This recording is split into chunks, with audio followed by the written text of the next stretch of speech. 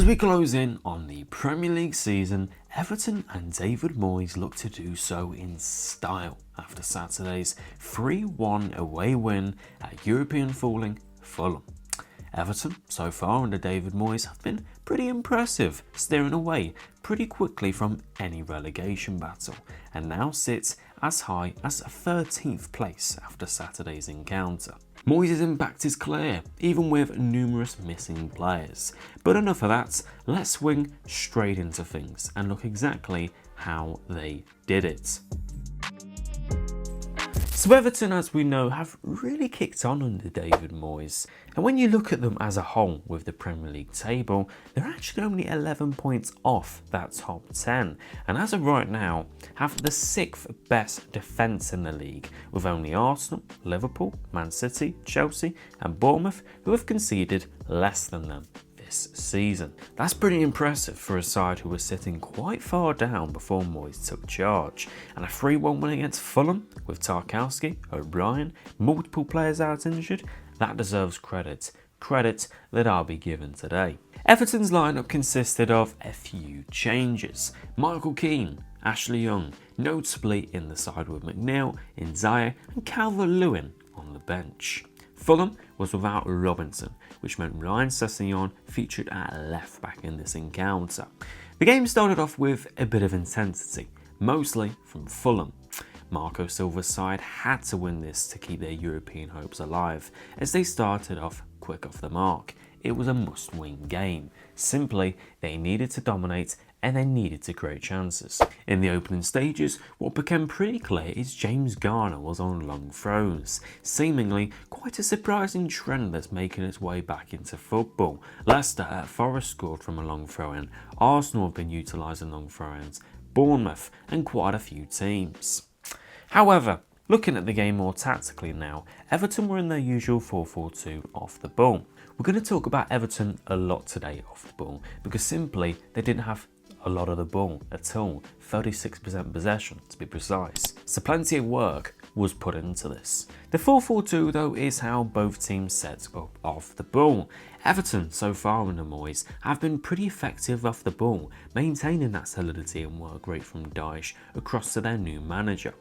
The Toffees are always proactive in this shape. They limit runners driving into the half space by being proactive.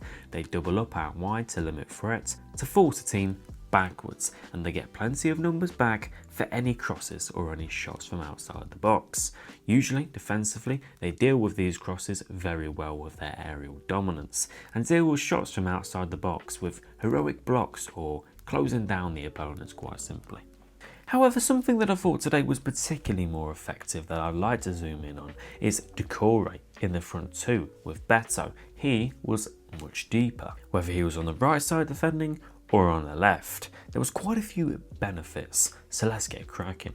Firstly, once Fulham was circulating with the ball out wide, it doesn't just allow them to double up out wide like they usually do, they can almost triple up and limit any threats that Fulham look to hit out wide. Whilst doing this, it also blocks that inside pass, forcing Fulham nowhere but backwards, or across from deep, which Everton are going to win. Secondly, by Doucouré dropping in that bit deeper, it actually makes it a little easier to transition into attack once the turnover occurs. Doucouré is a good carrier from deep and will actually be closer to that pass, which makes it a lot easier as I said, but it also speeds up the attack a bit as Everton often hit direct balls to Beto for attackers to feed off. So if they do that on the turnover, Doucouré will be running in full sprint towards his knockdowns, which actually increases the tempo and encourages Everton to move up the pitch into space that bit quicker. Then thirdly, it allows Everton to trap Fulham out wide. Let me show you. So Everton are very confident in stopping Fulham out wide. They need to be. Their compact, tricky shape sends Fulham down the widths of the pitch. But as you can see here, Bassey has the ball because Sessegnon has two Everton players onto him and Iwobi. Doucouré here is pretty deep. Bassey can't really pass forwards, that's what he's looking to do, but Everton are pretty tight onto the white shirts, so Fulham will likely lose it if they do this. As Bassey takes that extra time on the ball, Everton aren't standing still, they're moving tighter, and so is Doucouré. Doucouré's body opening tells you the story. As he moves to close down Bassey, he rotates his body, showing Bassey exactly where he wants him to go. He invites him to try and go for that pass he's facing towards, but he can't. Young and Garner Gay are now tight onto the Fulham players. As he's still hesitating, Doucouré slightly curves his run so that he can't turn towards his right, as he'll tackle him, which eliminates the pass to Anderson or any Fulham players in space on the right. By the time he's aware of this, he has nowhere to go besides out wide. No inside pass, that's risky, and he's in a pretty high line, and he knows that Everton off the ball have just limited him and trapped him down that side, because once he distributes that ball, he makes his best efforts in sprinting back so that Fulham could escape Everton's trap. If Iwobi makes that pass back, it allows Bassey to move away from Beto or Doucouré and funnel the ball down the opposite side where there's more space. Every time Fulham moved down the flanks, it was slowed down, then forced back. It's simple, but it quite clearly exemplifies Everton's off-the-ball intent and plan without the ball. It's compact and it works. However now, looking at the game flow a little bit more closely, and Everton weren't dominant at all. In fact, they weren't doing too good. But they still had quite a few chances where they should have and could have scored. In transition, Beto was being maximised and battling with Anderson and Bassey. When Fulham tried to move down the middle, the pass was either cut out expertly by the likes of James Garner, Doucouré, Garner Gay, Branthwaite, or they were being doubled up on when pressed, which led to fast breakaways. Unfortunately for Everton, lots of these fast breakaways were just lacking that final ball or final action, as often it went to waste due to the lack of quality they have in the forwards. A lot of moves, which is leading to no shots, which is the story of Everton's season. I thought Fulham in the first half didn't threaten Everton too much, despite their dominance in possession.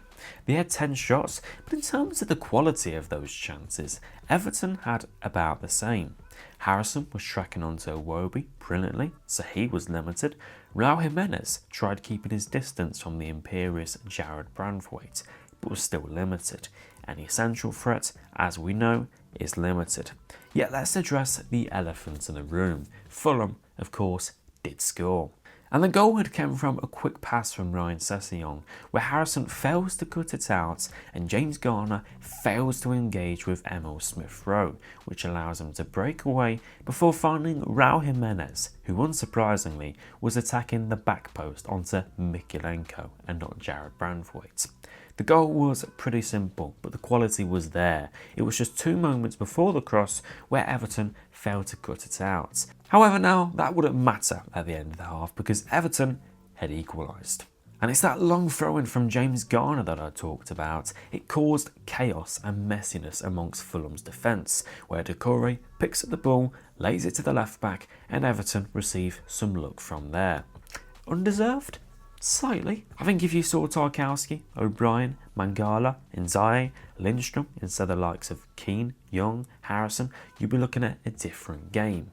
Everton conceded more chances because of this, quite simply. There were plenty of moments where Fulham were actually allowed to dribble through Everton or find a way past the likes of Michael Keane and James Garner. But Everton still had their moments where they knocked the ball around nicely, like here for example, where they escaped the Fulham press with 3 players making a triangle to help play out. And that move to me epitomises a David Moyes Everton team. But with Nzaye and McNeil coming off the bench in the second half, Everton were more than good enough to go and expose Marco Silva's side, which funnily enough, they did. In the second half we saw a rise in possession for Fulham, but it was no match for Everton and their work off the ball. Fulham spent a lot of time passing the ball around and not really getting anywhere in the second half. And even when they did get through, Everton were defensively heroic, dominant, superior. Everton themselves really started to infiltrate Fulham's back line and continued to find space between smart passing plays and direct balls from deep. The 3 big chances they created evidently shows that too. They just needed that quality to punish Fulham, and that came off the bench. Dwight McNeil, perfect delivery for Michael Keane at the back post, who nets his 16th goal for the club. And then Fulham are frustrated, even rattled to say, and look to respond straight away. They need a goal. This is a must-win game. They can't be losing this game. So they look to be direct, but Everton win the header. As usual, the ball finds Beto, who does a great job at holding the ball up, before Ndiaye makes a quick pass, unleashing Charlie Alcaraz, who carries the ball into the acres of space ready for him to run into. He slides it across to Beto, whose early shot catches Leno off completely. It is brilliant stuff, brilliant transition, and a brilliant second half show by Everton. The rest of the game was very well managed, besides the late handball scare from Mykolenko. But these performances to me are showing that with that quality, Everton under David Moyes could be a really deadly and clinical side in the coming seasons. If you want to get the best out of Everton and David Moyes, then you need to recruit well. Because if you combine that defence, that off the ball work with some quality and some depth amongst the squad, then David Moyes can take Everton a fair few places higher, most definitely. Thank you guys for watching today's video. If you did enjoy, make sure to smash a like and subscribe to the channel. And I'll see you guys in the next one.